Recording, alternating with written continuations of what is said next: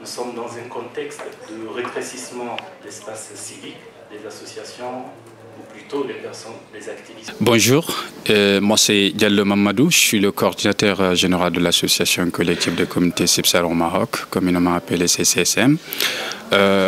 L'initiative de ce plaidoyer c'est motivé par plusieurs raisons. Premièrement, il faut dire que nous sommes maintenant à plus de 13 ans de la mise en œuvre de la stratégie nationale d'immigration et d'asile. Deuxièmement, c'est parce que aujourd'hui, la question de la migration au Maroc est gérée dans un contexte purement exceptionnel. Troisième raison, parce que nous pensons que le Maroc, vu son statut de leader sur les questions de la migration en Afrique, mais aussi au niveau international,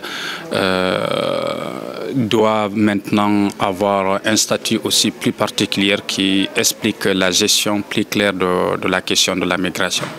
C'est dans ce cadre que nous avons réfléchi en tenant compte de différents aspects de la question de la migration au Maroc, de la stratégie nationale d'immigration et d'asile, des conventions internationales, de la Constitution de 2011. Nous avons émis cette idée de ce plaidoyer pour rappeler de façon générale et interpeller l'ensemble des parties prenantes sur la question de la gouvernance de la migration, de la nécessité de la réforme de la loi 0203. Pour nous, c'est un impératif parce qu'aujourd'hui, la gouvernance de la migration est devenue une situation purement, je peux appeler purement, et c'est qu'on est dans un flou total. Donc on ne comprend pas comment, dans les interprétations, dans la définition du contexte de la migration, comment la loi 0203 peut être applicable. Pourquoi? Je m'explique un peu. Quand vous prenez la loi 0203, les conditions fixées par la loi 0203 s'appliquent à des personnes qui sont venues quelque part de façon, disons, conventionnel au Maroc. Mais quand vous prenez la question de la migration au Maroc, si vous prenez les deux phases de régularisation exceptionnelle, ça ne rentre pas dans ces conditions.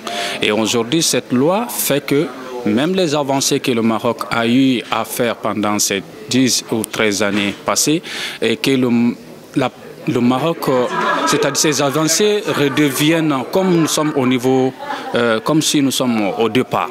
C'est parce que la plupart des personnes qui sont régularisées aujourd'hui par des conditions fixées par cette loi n'arrivent pas à se renouveler, puisque ce ne sont pas des personnes régularisées dans les mêmes conditions. Deuxième chose, par exemple, quand vous prenez les avancées qui concernent l'éducation, la santé, aujourd'hui il y a des limites. Non seulement que la Constitution garantisse que les personnes aient le même droit d'accès à la santé ou à l'éducation, mais quand vous dépassez le rabat, vous rentrez dans les régions et qu'aujourd'hui nous parlons de la gouvernance décentralisée de la migration, vous trouvez que la politique de la gouvernance de la migration est limitée par l'absence de la loi. Parce que la loi qui s'applique, elle n'a pas vraiment de largesse, c'est une loi qui criminalise plutôt la migration comment dirais-je, qui protège les droits de l'homme. Donc c'est pourquoi nous avons pris l'initiative de travailler sur ce plaidoyer qui est déjà partagé dans toutes les institutions de la gouvernance de la migration, mais aussi par tous les acteurs de la société civile, et nous lançons un appel à tout le monde de se joindre à cette initiative afin de vraiment montrer la nécessité aujourd'hui plus globalement de la réforme de la loi 0203.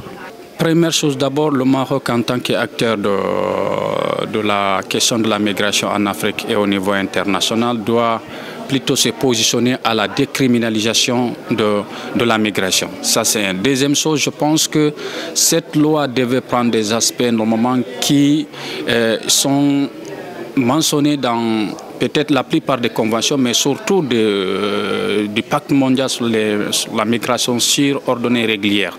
C'est la régularisation des personnes migrantes, la facilité de la régularisation de la situation des personnes migrantes. Je pense que ces aspects sont importants, puisque sans que les personnes puissent avoir des possibilités d'accès à la documentation, à régulariser leur situation administrative, quelles que soient les politiques, quelles que soient les conditions qui sont créées, ces personnes resteront toujours dans des conditions ou des situations de vulnérabilité. Parce qu'à l'absence de pouvoir de se défendre, d'avoir de ses pleins droits de se défendre, la personne devient de plus en plus vulnérable.